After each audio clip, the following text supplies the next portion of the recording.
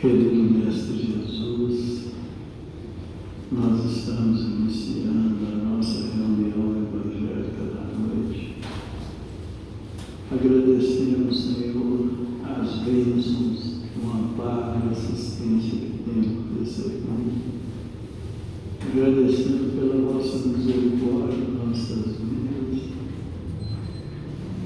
pela oportunidade de estudarmos os vossos ensinamentos através do Consolador prometido, que tem nos mostrado a lei de Deus na sua essência, nos explicando a respeito da vida, a respeito da criação, o que nós viemos fazer no mundo, o que Deus espera de nós, o que representa para nós a vida futura, e a devido às enfermidades, às limitações que somos portadores. Estamos pedindo aos nossos benfeitores espirituais que aumentem a nossa visão espiritual, a fim de entendermos as lições da noite e extrair delas aquilo que mais necessitamos. Ave Maria, cheia de graça, o Senhor é convosco. Bendita sois vós entre os anjos, bendito o fruto do vosso ventre, nasceu Jesus. Santa Maria, Mãe de Jesus, rogai a Deus por nós, pobres pecadores, encarnados e desencarnados, hoje, agora e sempre, que assim seja. Em nome de Deus, nosso Pai, de Jesus, nosso bom e amado Mestre, e de Paulo de Tarso, patrão de nossa casa de oração, estudo e trabalho, nós estamos iniciando a nossa reunião da noite, na santa e bendita paz do Senhor, que assim seja. Meus irmãos, essa noite, com os nossos estudos, as nossas reflexões, nós temos o capítulo 15 do Evangelho segundo o Espiritismo, que tem o título de Fora da Caridade não há salvação. E os nossos estudos da noite se referem justamente a essa afirmativa de Jesus, a essa máxima do Espiritismo, quando Jesus nos ensinou a respeito da caridade, que é uma mensagem nos trazida por Paulo, nosso patrono, em Paris, no ano de 1860, em que ele nos fala: meus filhos, na máxima, fora da caridade não há salvação, estão encerrados os destinos dos homens na terra e no céu. Na terra, porque à sombra desse estandarte eles viverão em paz. No céu, porque os que a houverem praticado acharão graças diante do Senhor. Essa divisa é o facho celeste, a luminosa coluna que guia o homem no deserto da vida, encaminhando para a terra da promissão. Ela brilha no céu como uma auréola santa, na fonte dos eleitos, e na terra se acha gravada no coração daqueles a quem Jesus dirá: passai à direita, benditos do meu Pai.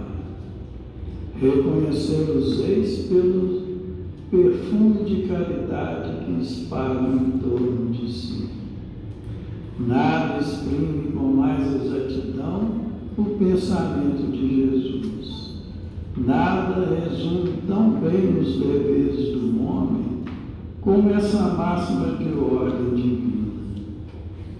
Não poderia o Espiritismo provar melhor a sua origem do que apresentando-a como regra. Por isso que é um reflexo do mais puro cristianismo. Levando-a por guia, nunca um homem se transviará. Dedicai-vos assim, meus amigos, a estudar o sentido profundo e as consequências, a descobrir por vós mesmos todas as aplicações. Submetei todas as vossas ações ao governo da caridade e a consciência vos responderá. Não só ela evitará que pratiqueis o mal, como também fará que pratiqueis o bem, porquanto uma virtude negativa não basta. É necessária uma virtude ativa. Para fazer-se o bem, mister sempre se torna a ação da vontade. Para se não praticar o mal, basta das mais das vezes a inércia e a despreocupação. Meus amigos, agradecei a Deus o haver permitido que pudesses gozar a luz do Espiritismo. Não é que somente os que a possuem hajam de ser salvos, é que, ajudando-nos a compreender os ensinos do Cristo, ela vos faz melhores cristãos.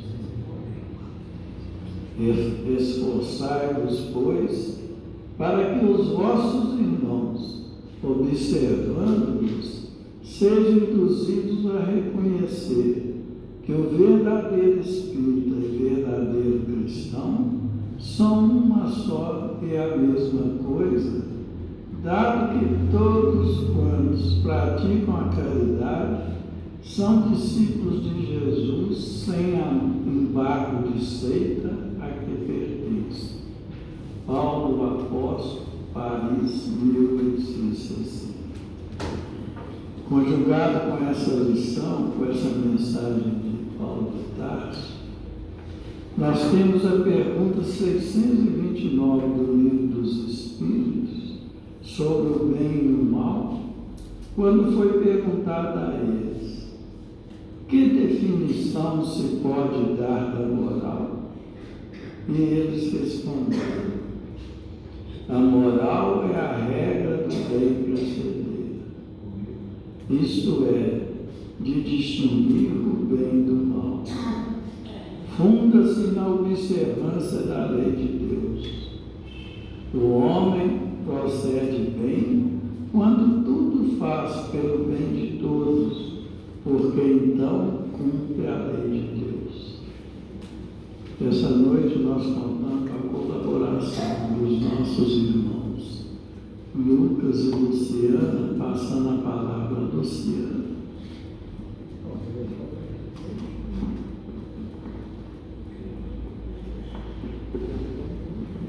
Boa noite, meus amigos.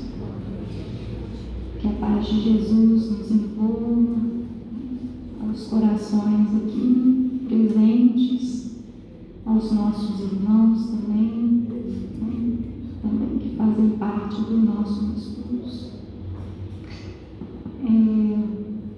Hoje, nesse tema tão importante sobre a caridade.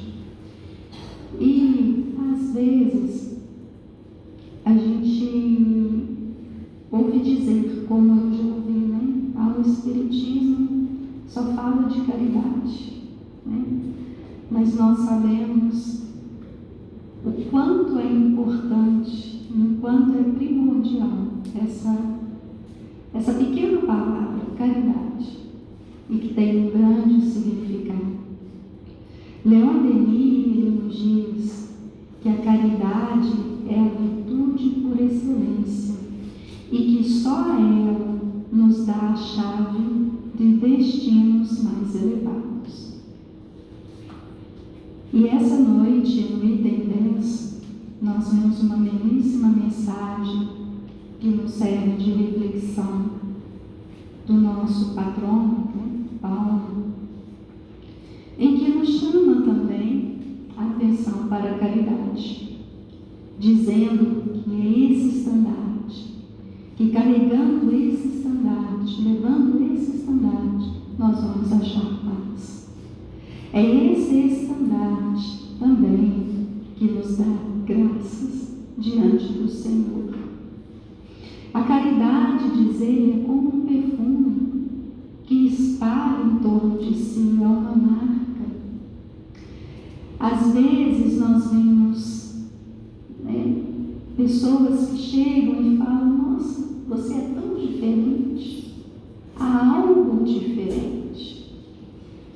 E esse algo diferente faz parte da mudança em que buscamos.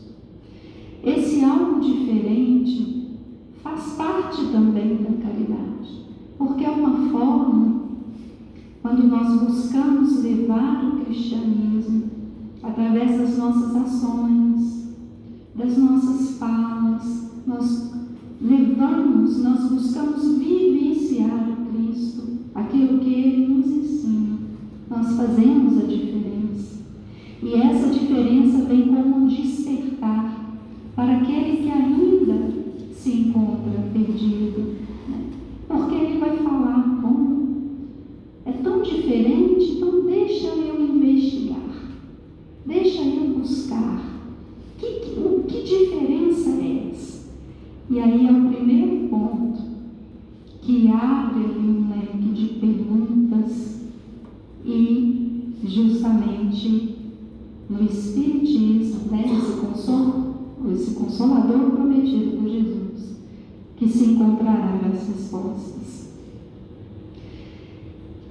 Maria Dolores, ela nos traz uma página muito bonita do livro Alma e Vida, que chama Jesus e a Caridade. Então ela nos diz assim: antes do Cristo vir ao mundo, era desconhecida a irmã do amor que apoia a vida. Só se sabia a fundo considerar na terra o poder do mais forte. Junto a irmãos do conforto, prósperos e altivos, os fracos, os vencidos e os doentes, quase sempre eram míseros cativos, rogando muita vez o consolo da morte sem protetores ou parentes. Embora à altura da filosofia, o desprezo, a tristeza, o cansaço, a agonia eram marcas de dor em cada criatura que fosse conduzida aos vales da amargura. Mas Jesus, o Senhor, ao sublimar o sentimento humano, trouxe consigo a irmã do amor no coração do bom samaritano. Desde então, eis que o mundo se ilumina na presença solane, emissária e divina. A generosa mensageira altera pouco a pouco a terra inteira.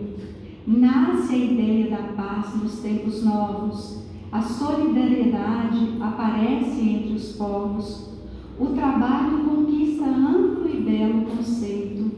Eleva-se a mulher ao destaque e ao respeito. A força do perdão reanima e consola. A prisão evolui na direção da escola. Fogem sombras do mal nas sugestões do bem. E, atravessando séculos afora, eila igualmente aqui nas bênçãos desta hora, unindo o ideal que nos move à nobreza, arte e beneficência, alegria e beleza, espalhando em serviço a paz que vos invade, seja bendito em vós o anseio superior, porque tende convosco a luz da caridade, a emissária do Cristo, excelsa, irmã do amor. Então, a caridade, irmã do amor. A caridade que se faz o amor em movimento. Na Revista Espírita, de outubro de 1861, na Sociedade Espírita de Lyon, houve uma comunicação, um espírito protetor do grupo de Pinache, que veio falar sobre as diferentes maneiras de fazer a caridade. Então ele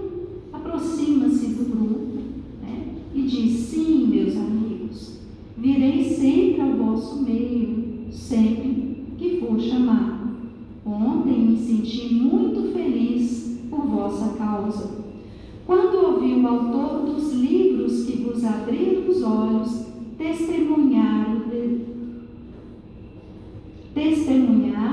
o desejo de vos reunidos para vós dirigir as palavras de benevolência.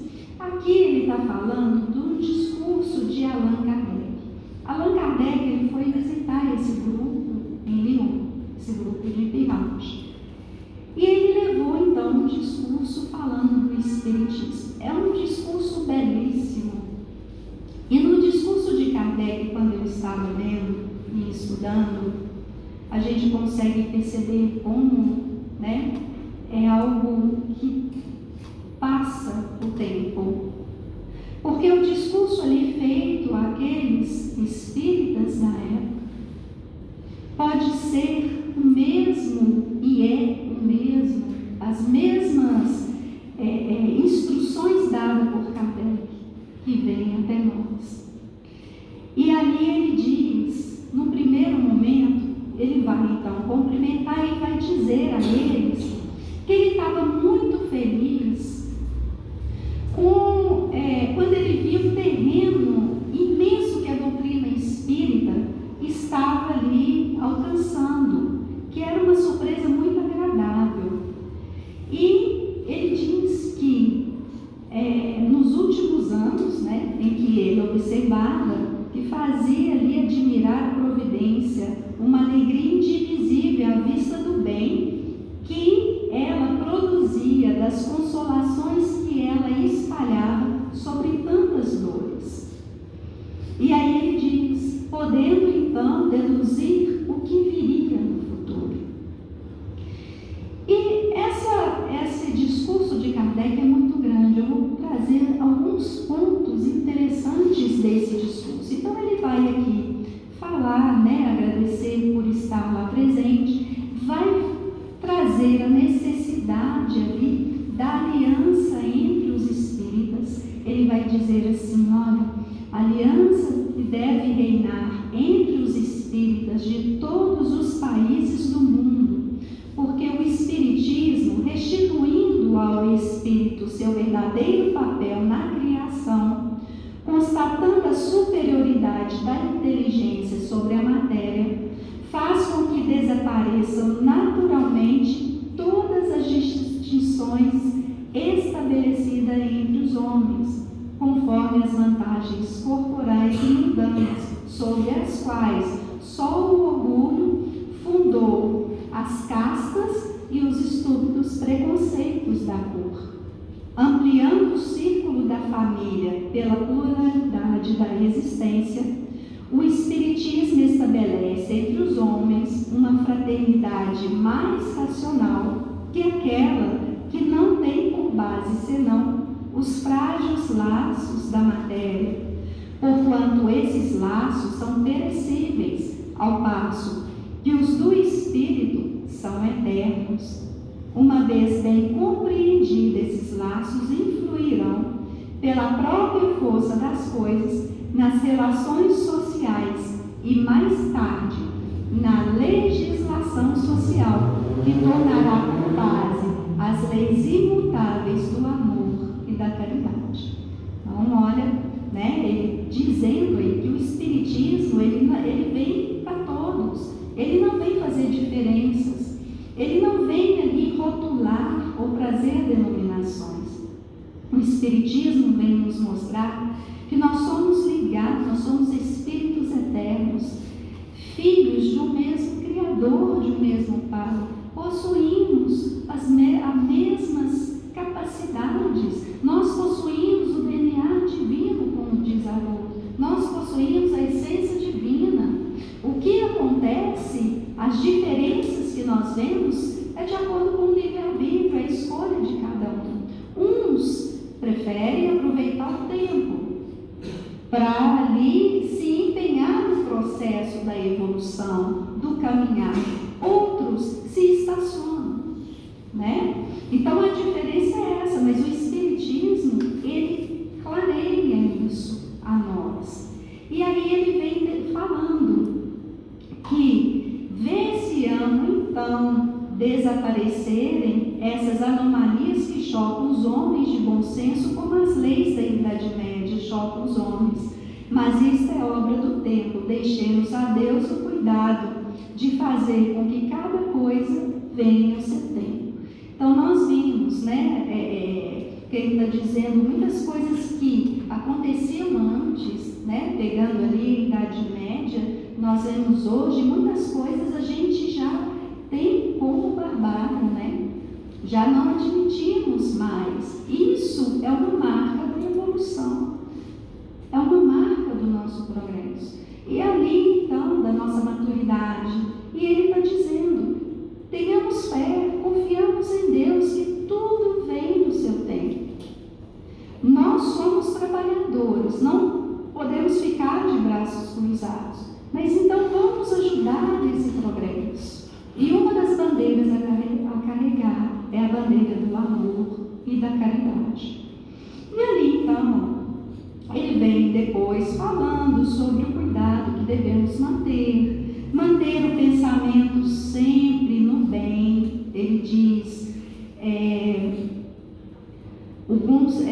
temos sempre bom senso, e diz que todo pensamento mau não pode vir de um bom espírito. Um pensamento é necessariamente mau quando contraria a lei de amor e caridade. Amor e caridade para com todos, diz o Espiritismo. Amará o próximo como a ti mesmo, disse o Cristo. Esses são sinônimos, Então ele vem falando aqui do cuidado que devemos ter, com as nossas escolhas, com as nossas ações. Ele vem também dizendo ali sobre as dificuldades que muitas vezes encontramos por parte daqueles que não compreendem ainda a doutrina, E ali ele adverte a eles que eles encontrariam ali muitas vezes zombarias, muitas vezes seriam chamados de falsos, de feiticeiros, Mas que eles não se preocupassem com isso, Isso tudo faz parte ali de um progresso. Haverá um tempo do despertar de cada um. Que eles seguissem firmes na proposta ali, de divulgar a doutrina e de fazer o bem. E mais à frente, ele vem então falando a necessidade que o Espiritismo teve de se propagar primeiro nas classes esclarecidas, mesmo porque ele vem, com aquela característica de perguntas, de pesquisas. Foi necessário que viesse na classe esclarecida, como Kardec ali, um estudioso, um cientista, para que tivesse firmeza, para que tivesse uma base de uma fé raciocinada. Então foi necessário. Mas ele fala assim, que ali ele estava sensibilizado porque as classes operárias estavam se propagando com rapidez. Então ali estava chegando até aqueles que passavam dificuldades, E que estavam propagando com rapidez. Por quê? É que nele há tantas consolações a dar, tanta coragem moral a levantar, tantas lágrimas a enxugar, tanta resignação a inspirar, que foi recolhido como uma âncora de salvação, como um escudo contra as terríveis tentações da necessidade. E aí ele fala: regozijai-vos, pois, operários, continuai pelo exemplo, a provar os benefícios, os resultados dessa doutrina, Estão falando, fazei, continuai, fazei a obra, vá, divulgue, viva, porque a doutrina é Cristo. A base da doutrina espírita é Cristo, é o Evangelho de Jesus em que nós trabalhamos. Então coloque esse Evangelho em ação, Não pare, continua a divulgar, porque ele leva consolo. Isso é uma forma de caridade. E ali ele diz: sim, meus amigos, continuai a pregar pelo exemplo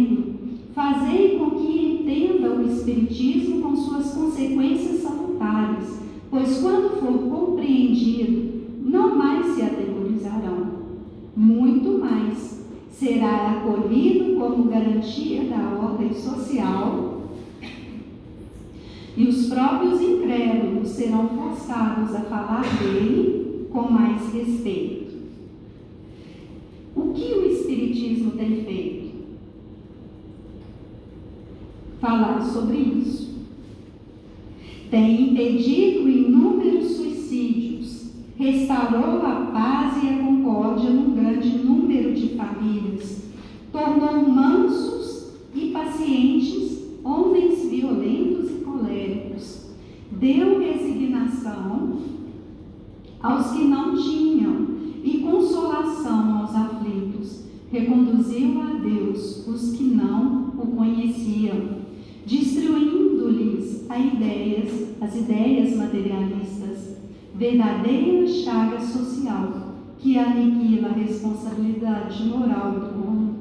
Eis o que tem feito e faz todos os dias, o que fará cada vez mais à medida que se espalhar. E ali, então, ele vem continuando a mensagem ali, né, da divulgação, do bom ânimo, falando que eles não estão sozinhos. E voltando então a essa mensagem desse espírito protetor, ele diz assim: é um grande ensinamento para todos vós, referindo ali ao discurso de Allan Kardec. Ao mesmo tempo, poderosa lembrança. Apenas notei, quando vos falou do amor e da caridade, que vários de vós se perguntaram como fazer a caridade. Muitas vezes não tenho sequer o necessário. Então, mesmo com toda essa orientação, ainda houve aquele questionamento, né? Então, de onde que eu vou fazer? De que parte? Como começar essa caridade? Né? Será necessário, eu vou ter que ter recursos para iniciar? Para fazer uma divulgação, né? Para divulgar o Espiritismo, eu vou ter que ter recursos para poder divulgar, para poder falar. E aí ele vem orientando: amigos, de 1000 maneiras se faz a caridade. Podeis fazê-la por pensamentos, por palavras e por ações. Por pensamento, orando pelos pobres abandonados, orando por aqueles que passam por uma doença, né? Por uma enfermidade. Nós, meus amigos, não sabemos, às vezes, não temos noção do quanto uma prece envolvida de sentimento, de amor e o pensamento voltado para o bem auxilia e ajuda o outro. O poder que tem uma prece, né? Kardec, ele traz num dos capítulos do Evangelho segundo o Espiritismo sobre a prece. Tem um estudo, eu achei interessante, que é um artigo de uma revista, foi publicado em São Paulo, Mundo da Saúde, em abril, mais ou menos abril e junho de 2007, que eles trazem ali como título Oração e Cura, Fato ou Fantasia. E nesse artigo eles vêm trazendo ali um estudo feito por Randolph Bunner, desculpe a pronúncia aqui, mas foi um estudo em que ele, assim, resumindo, né, esse estudo, ele pega algumas pessoas que estavam numa unidade de terapia e quando o paciente dava entrada na UTI, ele perguntava se eles queriam participar desse estudo. E esse estudo, eles separaram um grupo de pessoas que iam fazer uma oração de intercessão para aqueles que adentravam ali na UTI. E ali, então, foram 201 pacientes, né? Ele perguntava também se a pessoa queria participar do estudo, se autorizava, né? Então, o primeiro grupo, 192 pacientes foram que receberam a oração, que concordaram, que queriam a intercessão.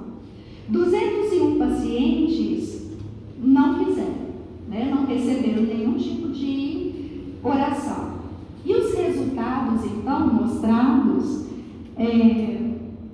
com o efeito da oração, 5 vezes menos o uso de antibiótico, 3 vezes menos ocorrência de edema agudo dos pulmões. Poucos pacientes necessitaram de intubação endotraqueal e houve número reduzido de mortes em relação ao grupo que não receberam a prece.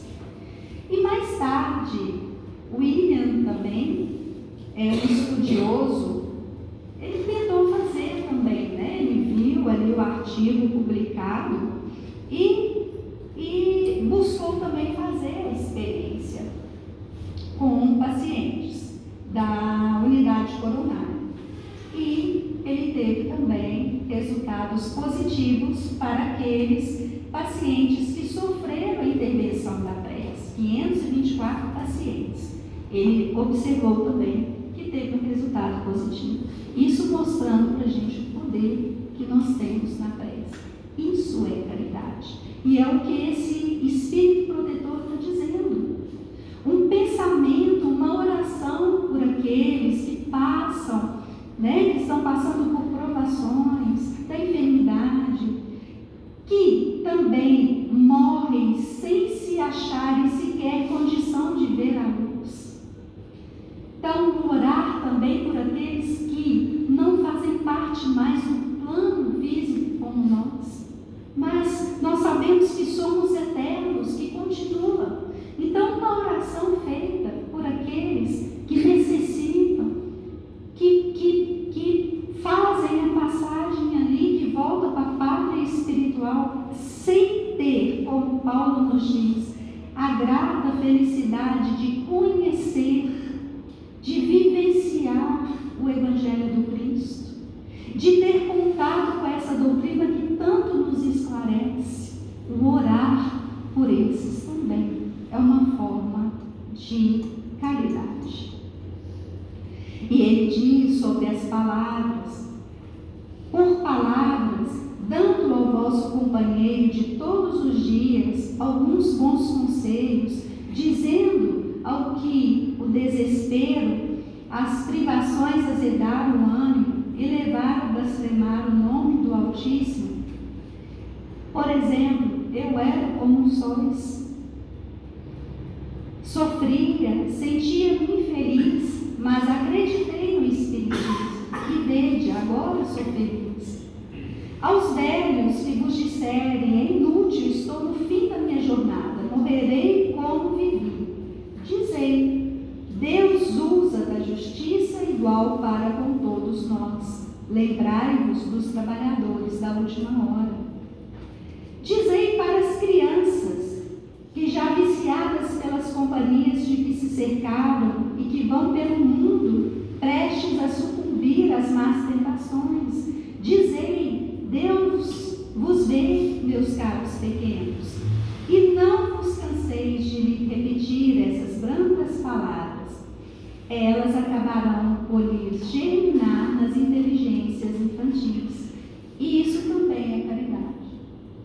E fala essa firmeza, né? Essa constância. Paulo, em sua carta a Coríntios, no capítulo 15, ele diz assim: meus amados irmãos, sede firmes e constantes, sempre abundantes na obra do Senhor, sabendo que vosso trabalho não é em vão.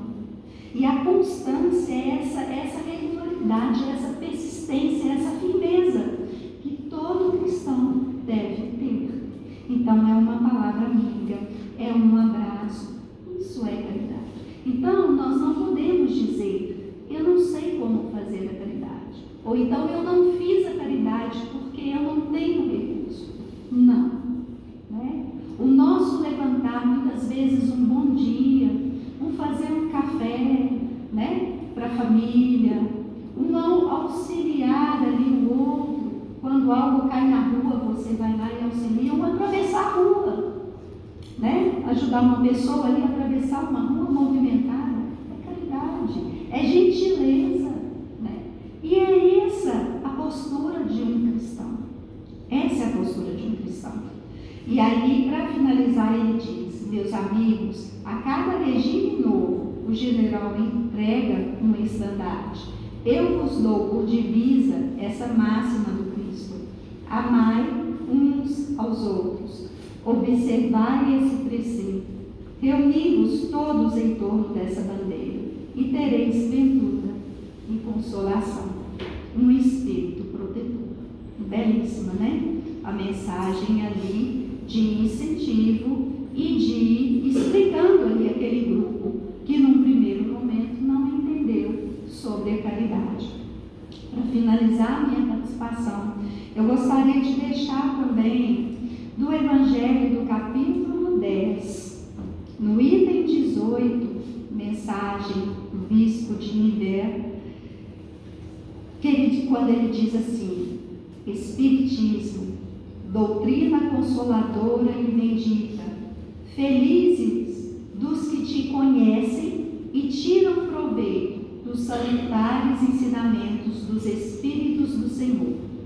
Para esses, iluminado está o caminho, ao longo do qual podem ler essas palavras, que lhes indicam o meio de chegarem ao termo da jornada. Caridade prática, caridade do coração, caridade para com o próximo, como para si mesmo. Numa palavra, caridade para com todos e amor a Deus acima de todas as coisas, porque o amor a Deus resume todos os deveres, e porque impossível é amar realmente a Deus sem praticar a caridade, no qual fez ele uma lei para todas as criaturas. Que possamos então, meus irmãos, sempre lembrar dessa lei, que, como diz Paulo, é esse estandarte que vai nos auxiliar a achar, mesmo aqui na terra, em que passamos, por provações, por provas, nós vamos encontrar a paz, assim como nos diz o nosso patrão, Paulo de Tarso. Que Jesus nos abençoe a todos. Meus caros amigos, irmãos, boa noite a todos.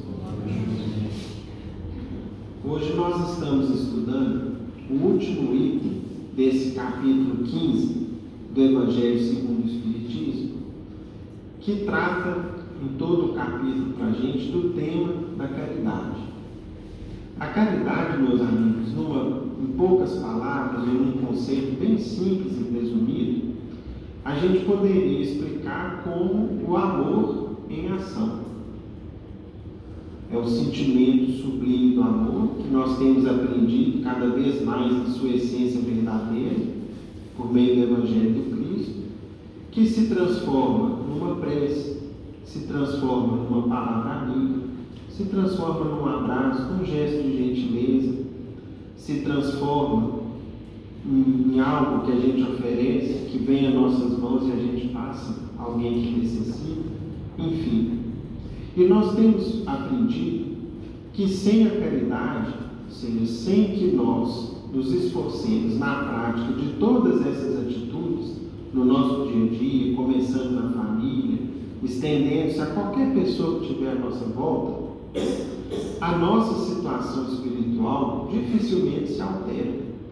Ou seja, quando é falado para a gente que não há salvação, é no sentido de quê? De que nós precisamos nos salvar em relação à nossa própria inferioridade, às nossas próprias limitações. E qual que é o grande exercício nesse sentido? O exercício, o esforço da prática do bem, da caridade. Sempre que a gente se esforçar nessa linha, nós vamos estar fazendo, além de um bem para quem está à nossa volta, vamos estar fazendo um grande bem para a gente. Por quê? Porque eu vou estar mudando e indo contra a minha natureza instintiva. E é justamente nesse ponto que nós vamos agora seguir o nosso estudo. Porque a gente para e pensa o seguinte: o que nos impede de sermos mais caridosos?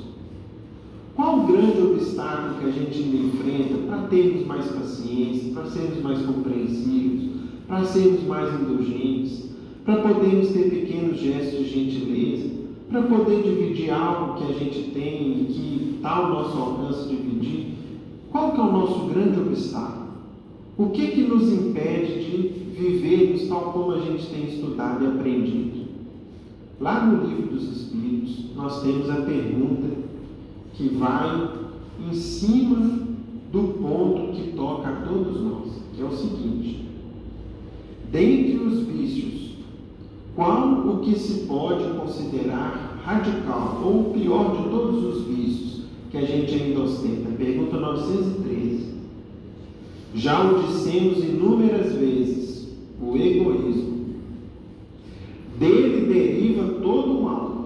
Estudai todos os vícios e vereis que no fundo de todos há egoísmo. Ou seja, o que é o egoísmo, meus irmãos? É a prioridade do interesse pessoal. Primeiro, o meu bem. Primeiro, o meu conforto. Primeiro, o meu interesse. Primeiro, a minha vontade. Primeiro, a minha opinião. Depois, a dos outros. Enquanto a gente tiver esse ponto de vista e essas atitudes, nós vamos estar limitados na prática do bem. Continuam os benfeitores dizendo assim, por mais que luteis contra os vícios, não conseguireis extirpá-los enquanto não atacares o mal pela raiz, enquanto não lhe houveres destruído a causa. Que todos os vossos esforços tendam, pois, para esse fim, porque aí é que está a verdadeira chaga, a verdadeira ferida da sociedade. E de fato, meus irmãos, se a gente quer conhecer um pouquinho de qualquer um de nós, a gente observa quando qualquer um dos nossos interesses é atingido ou ameaçado, para a gente ver a forma que a pessoa reage. Nesse momento a gente começa a conhecer um pouquinho mais da essência de cada um de nós, até da nossa própria essência. Até que ponto, como eu reajo diante de uma ameaça ao interesse, ao meu conforto, ao meu bem-estar, a um ponto de vista que eu carrego? Ou seja, é a nossa grande ferida, é a nossa grande mazela. Quem quiser aproximar-se da perfeição moral já nessa vida, deve extirpar de seu coração todo sentimento de egoísmo, pois o egoísmo é incompatível com a justiça, o amor e a caridade. Ele neutraliza todas as outras qualidades. E aí, meus irmãos, vem então uma página a qual nós vamos dedicar o maior tempo do nosso estudo, da nossa participação aqui hoje, que é a seguinte: como combater o egoísmo? Como curar essa chaga, essa ferida aberta que a gente ainda traz na nossa alma? Qual a forma de atacar essa mazela do nosso espírito que ainda ostentamos em maior ou menor intensidade e que faz com que, primeiro, meu bem-estar, primeiro, meu interesse, né? O que traz ditado assim, cada um por si, Deus por todos. Eu vou cuidar de mim, Deus que cuide dos outros, cada um cuida do seu problema, enfim. Como atacar esse vício da alma? Essa mazela, essa chaga que a gente ainda traz. Uma vez, meus amigos, conscientes dessa dificuldade, a gente vai se tornando mais vigilante. A gente começa a vigiar, policiar nossas ações e pode ser que, com o esforço da nossa boa vontade, a gente comece a fazer algumas conquistas nesse terreno. Mas a grande verdade da vida é que a gente observa que Deus tem um instrumento certeiro para poder modificar essa realidade em nós. E esse instrumento chama-se sofrimento. É isso que nós vamos entender agora, como que o sofrimento às vezes trabalha em nossa vida, mas que se a gente souber portar-se diante das dores, das lutas, das dificuldades que a gente atravessa, talvez a gente será capaz de obter vitórias que muitos anos ou vidas de tentativa tranquila de lutar contra aquelas mazelas, nós não conseguimos. Vamos ver agora uma história que Irmão X nos conta. De vez em quando a gente traz essa história, mas hoje nós separamos um tempo maior justamente para poder contá-la com calma. Está no livro Contos e Contos, de Irmão X, e tem por título Os Estranhos Credores. Vamos ver. Poucas vezes tive ao meu lado entidade tão bela. Então, o Irmão X começa a narrar aqui que ele encontrou-se com uma entidade belíssima, que ostentava uma beleza da alma, de seu espírito, das qualidades que ela já tinha conseguido adquirir. Tratava-se da nobre Diana, que desde muito, segundo me informaram, se dedicava ao ministério de iluminação das almas cegas e infelizes. Demorava-se longas semanas nas regiões de sofrimento, nos abismos do mundo espiritual. Acendia luz evangélica entre gemidos e sombras. Ao contrário de muitos outros, ela conseguia resistir de forma heróica ao peso da atmosfera baixa e espessa.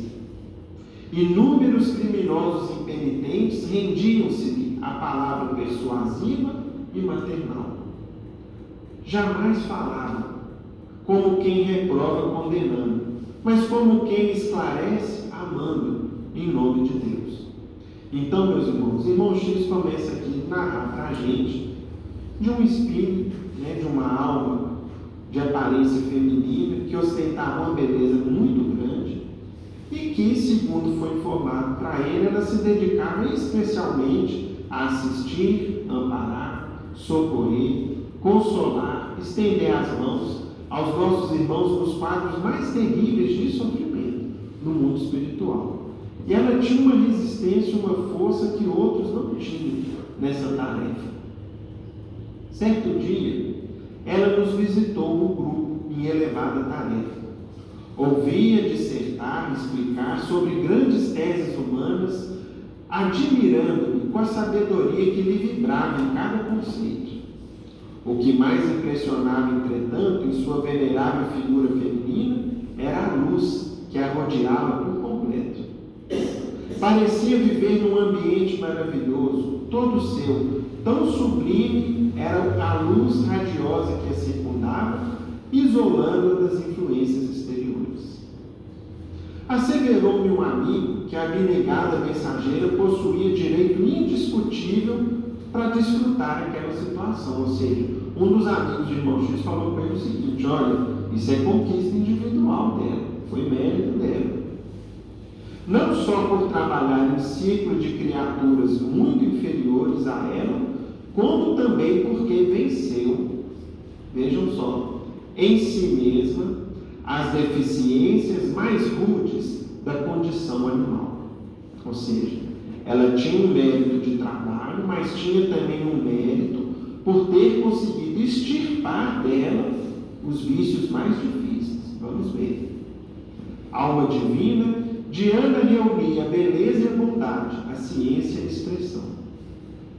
Quando terminou a palestra encantadora que a trouxe ao nosso núcleo de serviço, aproximei-me curioso. Outros companheiros também vieram junto a mim. A singular posição luminosa daquela mulher atraía-nos o espírito. A emissária, no entanto, muito simples, parecia desconhecer a própria grandeza. Sorria fraternalmente, comentava os problemas terrestres, como se ainda estivesse envolvida na roupa de carne. Soberano entendimento de todas as coisas lhe transparecia nas pequenas expressões. Emocionada e me observando a renúncia a favor das almas embrutecidas, perguntei o porquê do seu sacrifício, recebendo-lhe respostas surpreendentes. Então, o que tocou o Irmão X e que ele resolveu abordar ela foi o seguinte: Diana, por que você se dedica tanto a essas almas que tanto sofrem em regiões tão repugnantes, tão difíceis do mundo espiritual? Existe uma razão especial para que você se dedique assim, com tanto carinho, a esses irmãos? Sim, meu amigo, respondeu ela sem se afetar. Num impulso espontâneo da minha consciência, ofereci 50 anos de trabalho aos nossos irmãos das zonas mais baixas da vida, e não me envergonho de lhe explicar a razão do meu gesto. Eu dediquei 50 anos a ajudar alguns irmãos desses. E eu vou te explicar o porquê. E sorridente diante do interesse de todos, continuou delicado. Não sei se você conhece as extremas dificuldades do espírito para alejar as vestes animalizadas do sentimento. Sorrimos de modo significativo, dando-lhe a entender a nossa inferioridade. Ou seja, é como se a gente escutasse Diana dizendo isso e à mesma hora a gente concordasse. Sem dúvida. É muito difícil a gente combater as fraquezas que a gente ainda traz em nós. E ela então continuou dizendo o seguinte: pois bem, confesso que pertenci à classe das piores mulheres que já existiram nos círculos do planeta. O ciúme, o egoísmo e a vaidade eram o meu trio de perseguidores cruéis. Voltei à carne, ou seja, reencarnei, muitas vezes. Somente para atacar o ciúme fulminante, recebi a oportunidade de 9 existências sucessivas. Reencarnei 9 vezes para combater o ciúme, sem resultado eficiente. Para combater o egoísmo e a vaidade, voltei ao corpo físico muitas vezes, falhando nas mais pequeninas promessas. Sempre a repetição do movimento vicioso. Envenenava meu companheiro pelo ciúme, destruía o lar pelo egoísmo e perdi os filhos por meio da vaidade. Amigos dedicados seguiam-me carinhosos de esferas mais altas, ou seja, existiam espíritos amigos meus que me aconselhavam, me ajudavam, me inspiraram, estendendo-me braços fraternais. Entretanto, fracassei de modo invariável. Não conseguia vencer esses 3 vícios. Valia-me da bênção do esquecimento na reencarnação, que é o que acontece com todos nós. A gente reencarna e esquece o que a gente foi. Temos as nossas tendências inferiores que mostram um pouco das imperfeições que a gente ainda carrega, mas os detalhes do passado estão temporariamente esquecidos. Valia-me da bênção do esquecimento para repetir novos erros e espezinhar as sagradas leis divinas. O tempo, contudo, foi passando implacável, e os meus antigos amigos e benfeitores foram ficando cada vez mais distantes, elevados a regiões mais felizes do mundo espiritual. Ou seja, todos aqueles que eram do grupo dela, amigos, conhecidos, foram o quê? Evoluindo e se afastando, distanciando dela. Despediam-se afetuosos, estimulando-me ao desempenho dos deveres cristãos, permanecendo assim relegada a mim mesma, entre problemas inquietantes e complicados.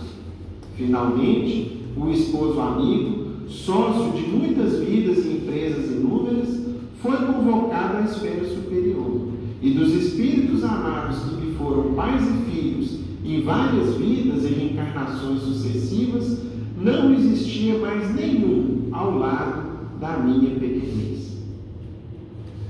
Quando me vi irremediavelmente sozinha, experimentei intraduzível pavor e amargoso desânimo.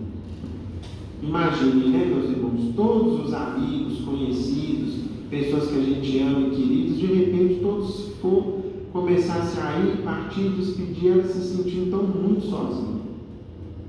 Abandonei-me então a propósitos menos dignos, demorando-me nos recantos abismais, com um trapo inútil, embora consciente, vencida pelo trio nefasto. Muitos anos fiquei no desencanto da solidão quase absoluta. Então ela se entregou, a um quadro de revolta, de desilusão, de tristeza no mundo espiritual, permanecendo em região de sofrimento lá por muito tempo. E aí veio a virada. Vejam que beleza. E aí nós vamos entender os mecanismos de Deus na nossa vida. Vejam só, meus amigos. Aconteceu, entretanto, que um certo dia fui visitada por uma nobre missionária do bem, que me contou com muito carinho o seu caso, o romance que lhe dizia respeito.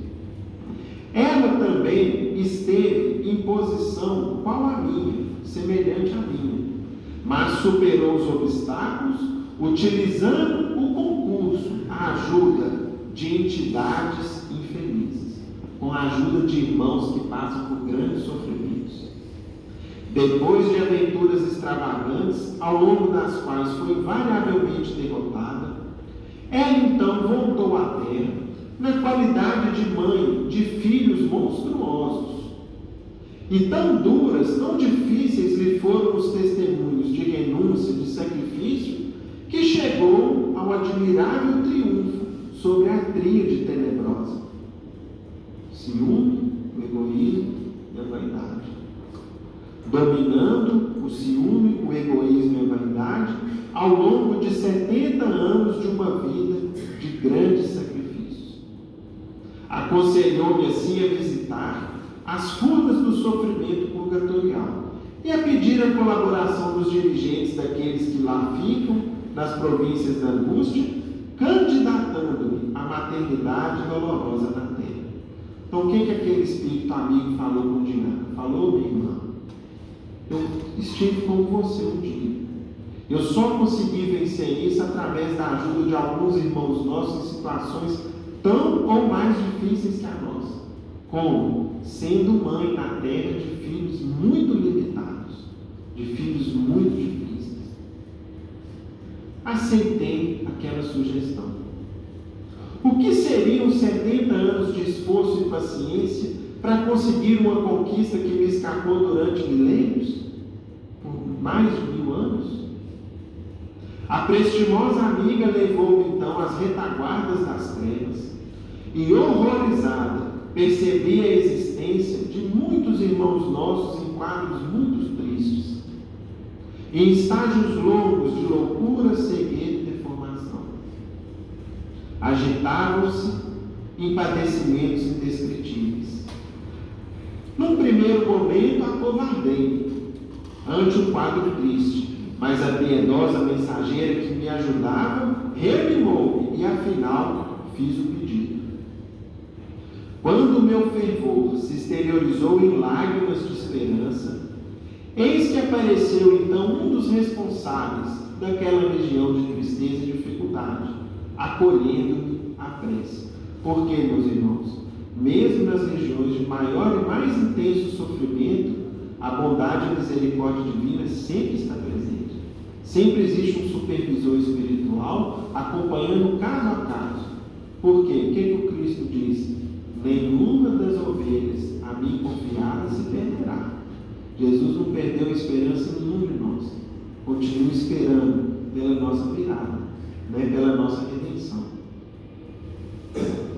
Foi então que aquele vigilante apareceu, acolhendo-me a prece, e disse que aceitaria o compromisso, designando-me 4 crianças limitadas, monstruosas, que me caberia adotar. Reunir-se-iam a minha alma dentro de algum tempo na vida de carne, ou seja, ela reencarnaria e viria como mãe deles. Foi assim que, entre o pavor e a ansiedade, regressei à vida terrestre. Vi-me desde cedo em condições dolorosas e precárias. Então vejam só, ela reencarnou, só que em quais condições? Desde o início da vida, numa vida de muita luta e dificuldade. Nos primeiros anos da infância, observei que meu corpo estava em formal desacordo com os meus sentimentos íntimos. Por quê? Se ela era muito vaidosa, ela esperava o quê? Um corpo belo, um rosto bonito, uma forma exterior que lhe fosse agradável, mas ela não veio dessa forma. Veio bem diferente.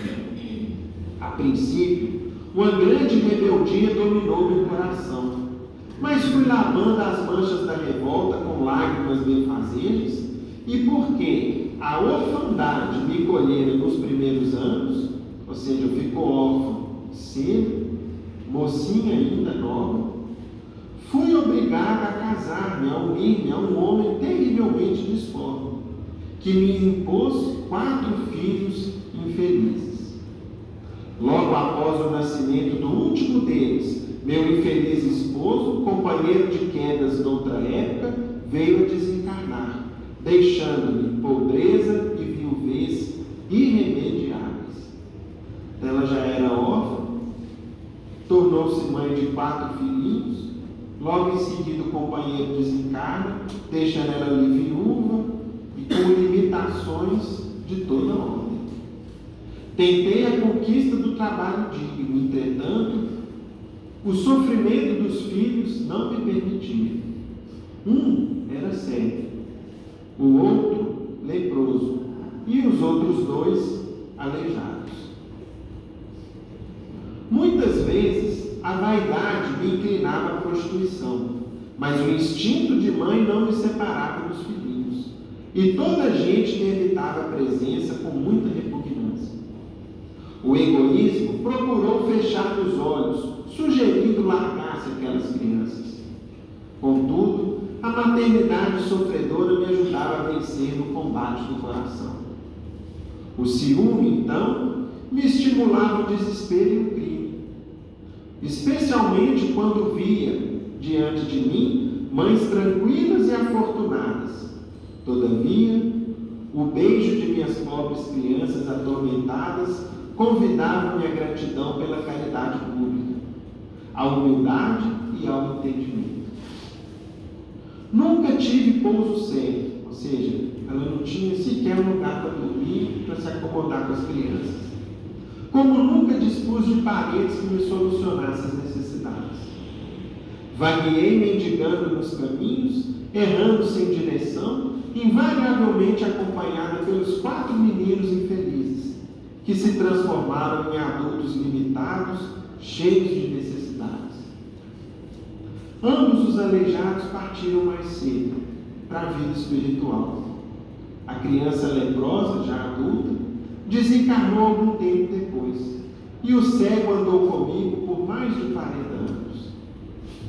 Suportei sede, fome, privações, e conheci de perto a enfermidade e a aflição, com os filhos amargurados, agonizantes ou insepultos. E aí vem a surpresa. Ao completar, porém, os 70 anos, achava-me liberta do trio maldito. Qual que é ele, né? O egoísmo, o ciúme e a vaidade. A morte surpreendeu-me totalmente renovada, e com as bênçãos divinas pude então entoar o meu cântico de vitória. Calou-se a nobre Diana sob a nossa viva emoção. A sublime narrativa revelava nova interpretação da luta terrestre. Ante a quietude que nos marcava, concluiu a mensageira do bem com vibrante expressão. Segundo vocês observam, sou devedora insolvável para com os nossos irmãos do purgatório escuro.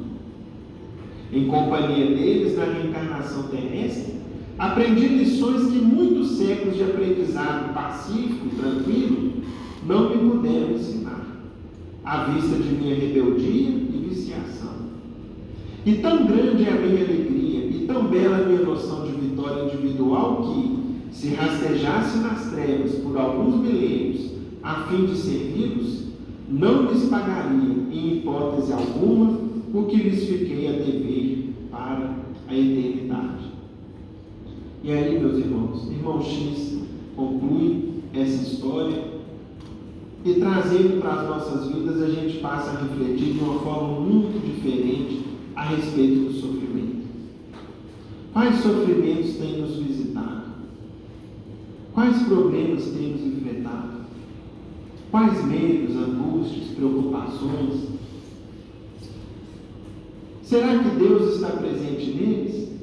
Será que se a gente analisasse ou nos deparássemos com esse quadro de Diana enquanto ela estava aqui encarnada na Terra, observássemos uma mãe viúva com 4 crianças limitadíssimas, passando necessidades de toda ordem, inclusive de fome, das necessidades mais básicas que a gente precisa ter atendidas, possivelmente muitos de nós pediríamos a Deus o seguinte: ó Senhor, Arruma um lugar para ela morar.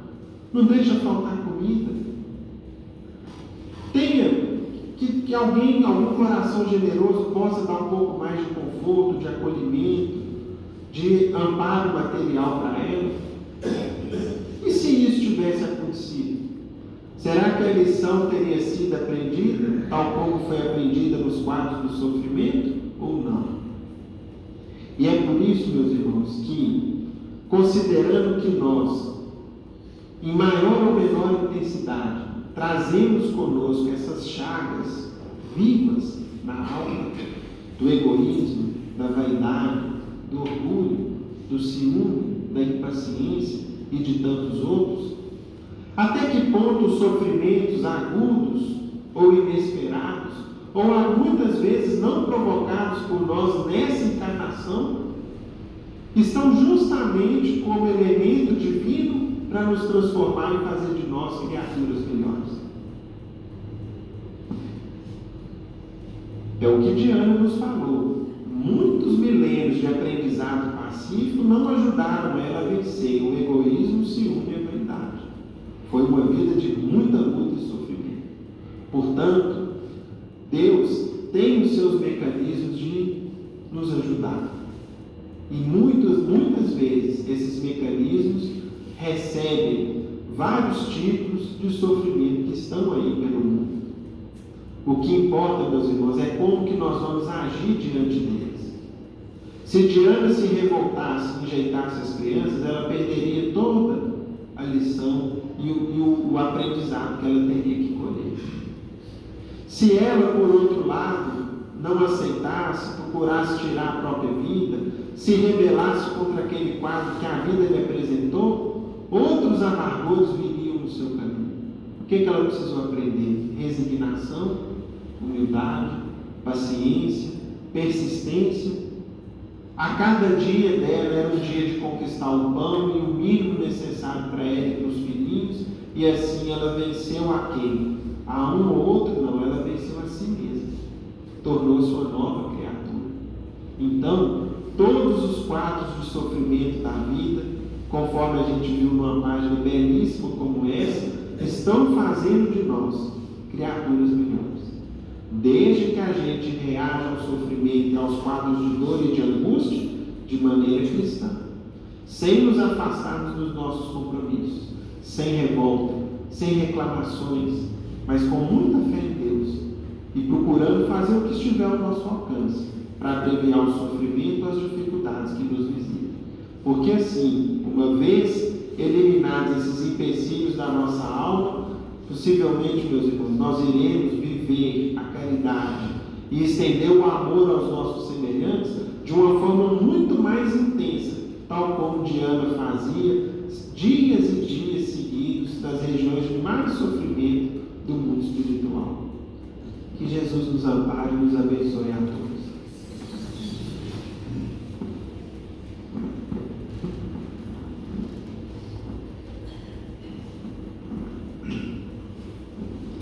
Meus irmãos, terminados os comentários da noite, vamos agradecer a Jesus, a Deus, nosso Pai, esses momentos de paz, reflexão e consolo, pedindo ao nosso irmão Paulo de Tarso que nos faça a prece. Pai nosso que estás nos céus, santificado seja o vosso santo nome. Venha a nós o vosso reino. Seja feita a vossa vontade, assim na terra como nos céus. O pão nosso de cada dia dá-nos hoje.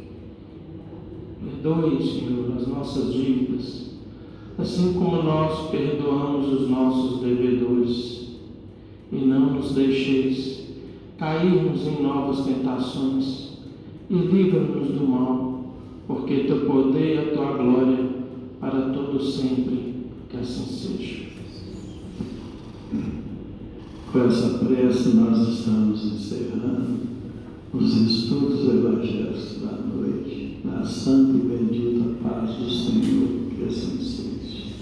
Os irmãos foram receber o passe, pedimos que formem aqui.